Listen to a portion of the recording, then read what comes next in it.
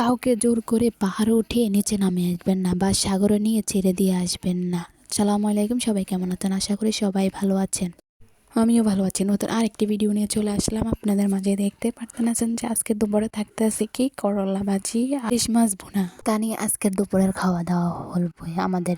তো দেখতে দেখতে পারতেছেন যে করলা কুটে ফেলতে আসি। দেখতে পারতেছেন করলা কুটা হয়ে গেছে। করলা ধুয়ে এখন ভাজিটা বসিয়ে দিলাম, করলা ভাজিটা।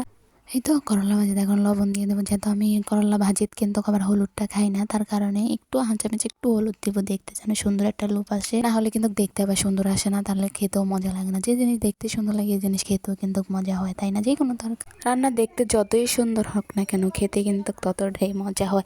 আবার কিছু কিছু রান্না কিন্তু দেখতে অনেকটাই সুন্দর হয়, খেতে মজা লাগে না। আবার কিছু কিছু মানুষ এরকম আছে যে দেখতে আপনি কতটাই সুন্দর, কিন্তু আপনার ভেতরে কাদা ছাড়া আর কিছুই নাই, ময়লা এসব জেরে পেলেন। আপনি উপরে দিয়ে যতটা সুন্দর, ভিতরে দিয়ে থেকে 3 গুণ পরিষ্কার রাখুন, কারণ পরিষ্কার রাখায় আল্লাহ খুশি হয়, আমরা সবাই ভালো থাকবো। কখনো কাউকে নিয়ে হিংসা করবেন না, কারণ হিংসা আল্লাহ তাআলা এগুলো পছন্দ করে না। কেন করবেন হিংসা মানুষকে নিয়ে? আপনি যতটুকু আছেন অতটুকু নিয়ে আলহামদুলিল্লাহ খুশি থাকেন। মানুষের কি আছে না আছে ওটা দেখে কখনোই নিজে হিংসা করবেন না। তাই কাউকে নিয়ে হিংসা করবেন না। হয়তো আপনি এখন অর্থ দরিদ্র আছেন, কিন্তু এক সময় দেখা যাইতেছে আপনি যাকে নিয়ে হিংসা করবেন না, হয়তো দেখা যাইতেছে তাকে কখনোই আপনি তার থেকে বেশি বেটার ফিল হতে পারবেন। তাহলে কেন হিংসা করবেন? কেন মানুষকে নিয়ে সমালোচনা করবেন? সমালোচনা করে নিজের সময় নষ্ট করবেন কেন? যতটুকু আপনি অন্যকে নিয়ে সমালোচনা করবেন ততটুকু আপনি নিজের কাজ করেন, তাহলে আপনি দেখবেন সম্পূর্ণভাবে সফল। মানুষের পিছনে দৌড়াবেন না কখনো, নিজের পিছনে দৌড়ান, তাহলে এটা আপনাকে সফলতা দিবে। মানুষের পিছনে দৌড়িয়ে খোঁচা বার করে মানুষের কখনোই আপনি উন্নত করতে পারবেন না। বলকে আপনি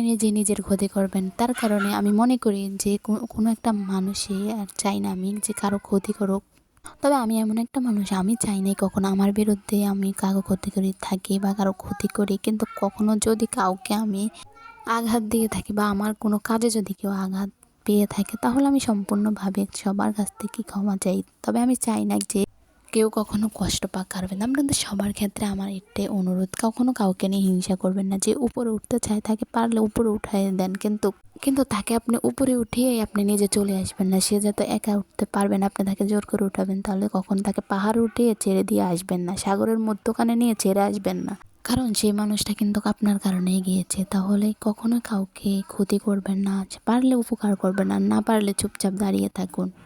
তো যাই হোক, অনেক কথা বলে ফেললাম। আসলে আমাদের সমাজে কিছু কিছু মানুষ আছে এরকম, যার বিরুদ্ধে এসব কথা বলতে হয়, ঠিক না? আমাদের আশেপাশে অনেক মানুষ আছে এরকম। তো আমার কিন্তু এখানে রান্নাও শেষ বা আমার কথাও শেষ। তো ভিডিওটা এই পর্যন্তই। সবাই ভালো থাকবেন, সুস্থ থাকবেন। নেক্সট ভিডিওতে আবার আপনাদের সাথে দেখা হবে। আল্লাহ হাফেজ।